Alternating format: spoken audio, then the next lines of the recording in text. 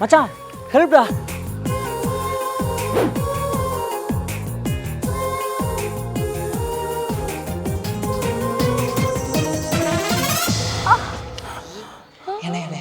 தெரியுமா யாரா நீ?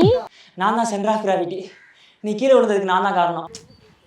போயா போ போ.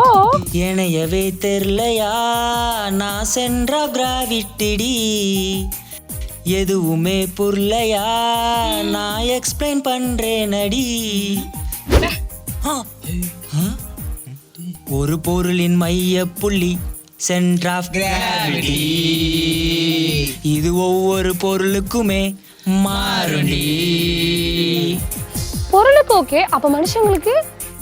நீ கீழே விழுகும் போது ஓ மூக்கு உடைஞ்சு போகும், நான் கூட இருப்பதனால் அதை தடுத்து நிறுத்த முடியும். எப்படி?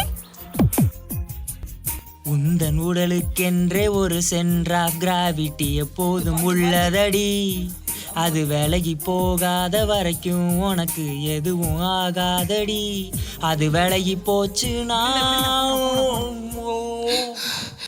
உன்னதான் தெரியும்டா நீ சென்டர் ஆஃப் கிராவிட்டிடா, என்னை பாதுகாக்கின்றையே சென்டர் ஆஃப் கிராவிட்டி. போயா போ.